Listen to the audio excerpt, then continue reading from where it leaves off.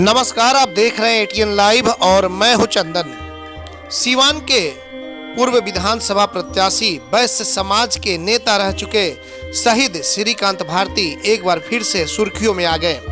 जी हां, आपको बता दें कि एक बार सुर्खियों में इसलिए आ गए क्योंकि उनका जो हत्यारा था, जो कुख्यात अपराधी चमन्नी सिंह है, उसकी गिरफ्तारी इस बार कोलकाता से हुई है। आपको बता दें कि रईस खान पर एमएलसी चुनाव को लेकर के हमले हुए थे और उस मामले में चमन्नी सिंह को कोलकाता से गिरफ्तार कर लिया गया है। चमन्नी सिंह जिस शख्स का नाम है वो श्रीकांत भारती का भी हत्यारा रह चुका है। आपको बता दें कि श्रीकांत भारती वैश्य समाज के सीवान के एक बड़े नेता थे और आने वाले समय में एक बड़े नेता के तौर पे भी उभर रहे थे। लेकिन 23 नवंबर की वह काली रात जब वो एक शादी से लौट रहे थे अपने घर, तो रास्ते में ही यानी कि स्टेशन रोड में उनकी गोली मारकर सरेआम हत्या कर दी गई थी। वही चमन्नी सिंह मुख्य अभियुक्त भी आया था और उसका नाम उस समय आया था कि चमन्नी सिंह ने ही श्रीकांत भारती की हत्या कर दी है। इसीलिए एक बार फिर से शहीद श्रीकांत भारती सुर्खियों में छा गए हैं। आपको बता दें कि जब श्रीकांत भारती की हत्या हुई, उसके महज कुछ ही रोज के बाद उनकी पुत्री की शादी होने वाली थी। तमाम तरह की तैयारियां चल रही थी, घर में सब कुछ गाना बजाना से लेकर सब कुछ हो रहा था। लेकिन इसी बीच 23 नवंबर 2014 की वह काली रात करीब 10 बजे के आसपास फोन आया कि श्रीकांत भारती की गोली मारकर हत्या कर दी गई है। फिर उसके बाद क्या हुआ, अगले दिन पूरे सीवान में बवाल मच गया। श्रीकांत भारती को शव को लेकर के सड़कों पर लोग उतर गए, तमाम व्यवसायी संगठन के लोग सड़कों पर उतर गए और पुलिस प्रशासन के खिलाफ जमकर नारेबाजी करने लगे।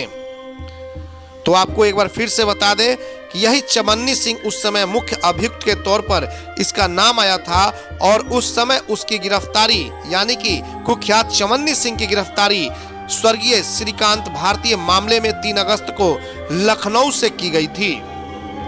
आपको बता दें कि 5 दिसंबर को अपराधियों का पुलिस ने स्केच भी जारी किया था क्योंकि यह पहचान नहीं हो पा रही थी कि चमन्नी सिंह कौन है, और उस स्केच के जरिए ही चमन्नी सिंह को 3 अगस्त को लखनऊ से गिरफ्तार किया गया था। 5 मार्च को शहीद श्रीकांत भारती के बेटे सत्यम भारती को एक फोन आया। फोन पर कई तरह की धमकियां दी गई, जिसके बाद से सत्यम भारती थाने में जाकर के और प्राथमिकी भी दर्ज कराएं।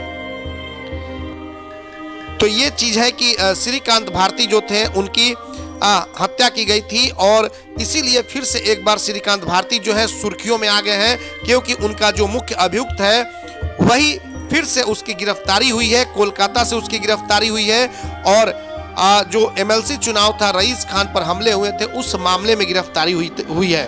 और श्रीकांत भारती वैश्य समाज के एक बड़े नेता के तौर पे सीवान के थे और उनकी जो हत्या हुई थी शादी से लौटने के दौरान, उसमें भी चमन्नी सिंह का ही नाम आया हुआ था।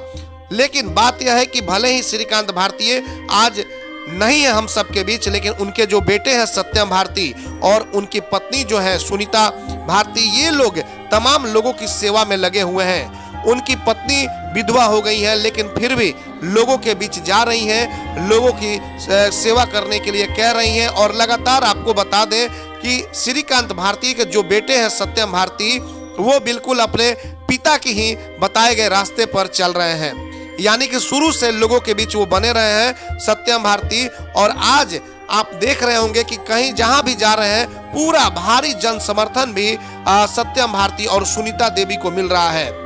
लेकिन सवाल यह है कि आगे चर्चा चल रही थी कि श्रीकांत भारती का हत्यारा गिरफ्तार हो गया, तो इसलिए इसको दिखाना जरूरी था कि यही कुख्यात चमन्नी सिंह है जिसने श्रीकांत भारती की हत्या की थी और उनके मामले में ये मुख्य अभियुक्त था जिसकी गिरफ्तारी 3 अगस्त को लखनऊ से की गई थी। और श्रीकांत भारती की बेटी की शादी थी, तमाम तरह की तैयारियां चल रही थी, लेकिन शादी के कुछ ही दिन पहले श्रीकांत भारती को गोली मार करके और मौत के घाट उतार दिया गया था। और उस समय सिवान में पूरा बवाल मचा हुआ था। श्रीकांत भारती सबको एक साथ लेकर के चलने का काम करते थे, किसी तरह का किसी के साथ भेदभाव नहीं करते थे। और यही कारण रहा कि जब श्रीकांत भारती की हत्या हुई तो उनके शव को लेकर के पूरे सिवान की सड़कों पर लोग उतर गए थे। कई जगहों पर आगजनी हुई थी, कई जगहों पर पत्थरबाजी भी हुई थी। अब फैसला लोगों को लेना है कि स्वर्गीय श्रीकांत भारती की पत्नी चुनावी मैदान में है, क्या कुछ करना है। लोग बिल्कुल जागरूक हैं, चालाक हैं और लोगों को सोच समझकर फैसला लेना होगा कि इस बार जो 28 दिसंबर को ईवीएम में जनता का फैसला बंद होगा उसमें क्या कुछ करना है। हालांकि उनके बेटे कहते हैं कि इस बार भी लोगों का प्यार स्नेह मिल रहा है और उन्हें आशा भी है कि हमारे पिताजी को सच्ची श्रद्धांजलि के तौर पे हमारी वार्ड की जनता हमारी माता सुनीता देवी को भारी बहुमत के साथ वार्ड पार्षद बना करके और फिर से एक बार नगर परिषद में भेजने का काम जरूर करेगी।